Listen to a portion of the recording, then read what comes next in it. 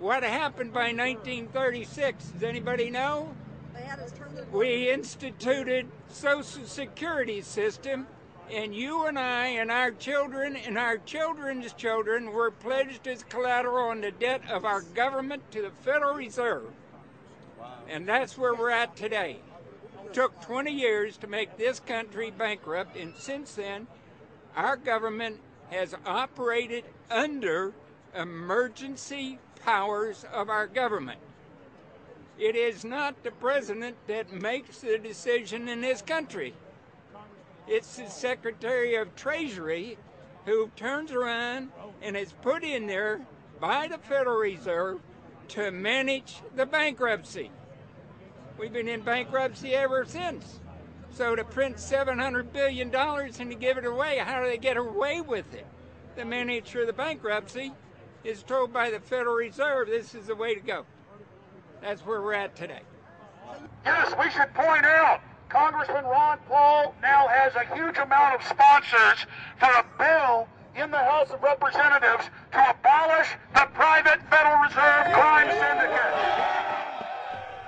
In 1913, the money power of the country was taken away from the people. By constitutional privilege, it belongs with the Congress, but it was given up in the Federal Reserve Act. The Federal Reserve is no more federal than Federal Express, but yet it has the power to determine the direction of use of money in our economy. If we could take that power back and put the Federal Reserve under Treasury, we start to be in a position of being able to control monetary policy on behalf of the United States people.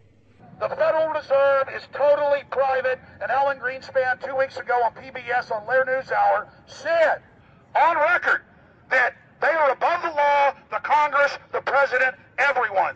No court can do anything. We run America. What is the proper relationship, what should be the proper relationship between a chairman of the Fed and a president of the United States? Well, first of all, the Federal Reserve is an independent agency, and that means basically that there is no other agency of government which can overrule actions that we take. So long as that is in place and there is no evidence that the administration or the Congress or anybody else is requesting that we do things other than what we think is the appropriate thing, then what the relationships are don't frankly matter. Notice what Greenspan is saying. Greenspan is saying the Federal Reserve is beyond the law. And in reality, they are in practice beyond the law. Nobody, as far as I know, has ever audited the Federal Reserve. One of the first things we ought to do when we nationalize the Fed is go in there and find out the audit. Who stole money? Who engaged in corruption? There's a whole series of people going back to Volcker, to Greenspan, to Bernanke, and so forth. Think of the arrogance of a private group of banks that have bankrupted the nation by design so they can repo the country. A private group of banks that loaned us our own money back are telling us they're above the law. You are not above the law, criminals. No one is above the law.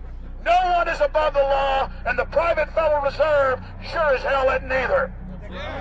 Since the founding of the Federal Reserve back under Woodrow Wilson, the Federal Reserve has struck out 3 times. They didn't stop the crash of 1929. They didn't stop the banking panic of 1932, 1933. And now they are the cause of the derivatives crisis because they're the ones who inflicted derivatives on the world with Alan Greenspan.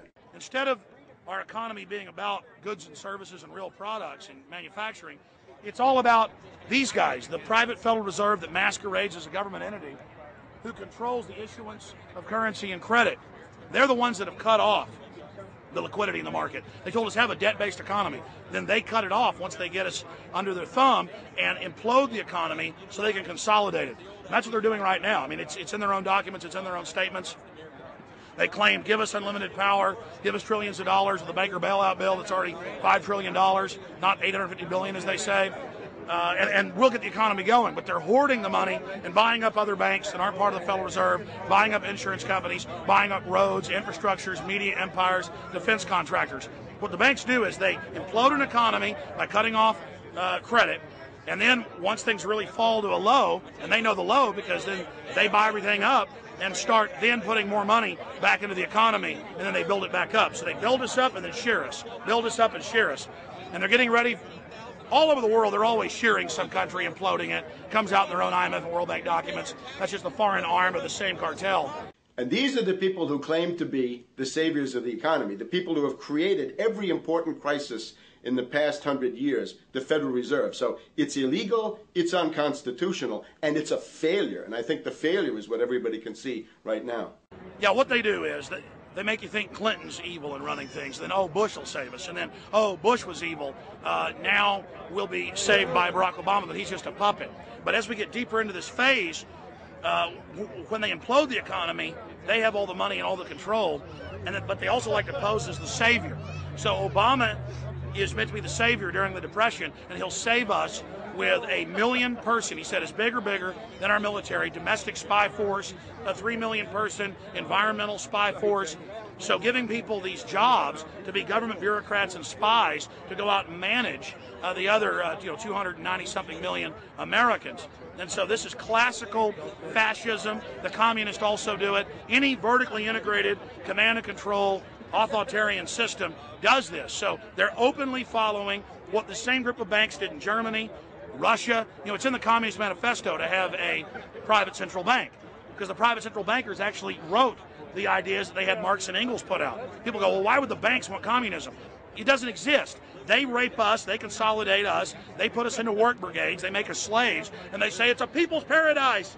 Look at it, boy, you're really doing good. And then they transfer all the wealth of the nation offshore. The globalists are outside all the nations. That gives them safety, and they play countries off against each other.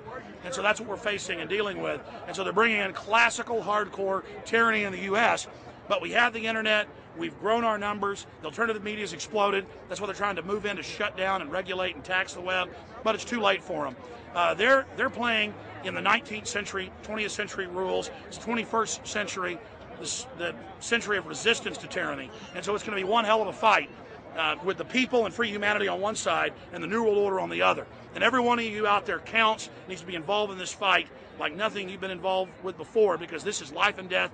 Everything depends on exposing these people. Everything depends on showing the people that this is the New World Order, this is the criminals.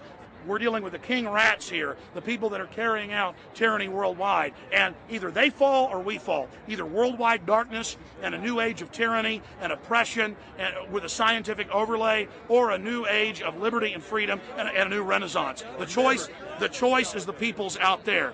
Okay, we can tell you what's going on. You can check it out for yourself and find out it's true. But don't wait. Investigate now. Get involved now. Go out there and reach out now. We don't have time. If you're looking for the solution, look in the mirror. Look right into the mirror, because you out there, men, women, old, young, black, white, doesn't matter. It's going to be up to you if they win or if liberty succeeds and the people have a chance of having any future. These are cold-blooded eugenicists. These are cold-blooded people who think they're God, think that they're our masters, that think that we're animals. These are the guys that funded Lenin and Stalin and Hitler and Mao. These are the guys, it's all on record, that bankroll this stuff. They are hardcore vicious, and they must be resisted. Up until about the Kennedy assassination and the beginning of the war in Vietnam, the United States is a very powerful engine for world progress. It's the assassinations, the Kennedy assassination, and the others in the 1960s, the beginning of the Vietnam War, and the beginning of the absolute domination of the Wall Street group over every other interest. Nobody else counts except the Wall Street money masters. That has now made the United States into no longer a force for progress, but something very different, often a force for destruction in the world. That doesn't need to remain that way. The interest of the American people is to fight to take your government back from Wall Street and make the United States a force for progress in the world, which we easily could do if we could just break the power of the people behind Obama. The main banks of Europe, which were started by Adam Weishaupt and Rothschild, the Banque Nationale de Paris, the Bank of England, the Bank of Italy, have all financed the messianic and war leaders of the last 200 years. Napoleon, Lenin,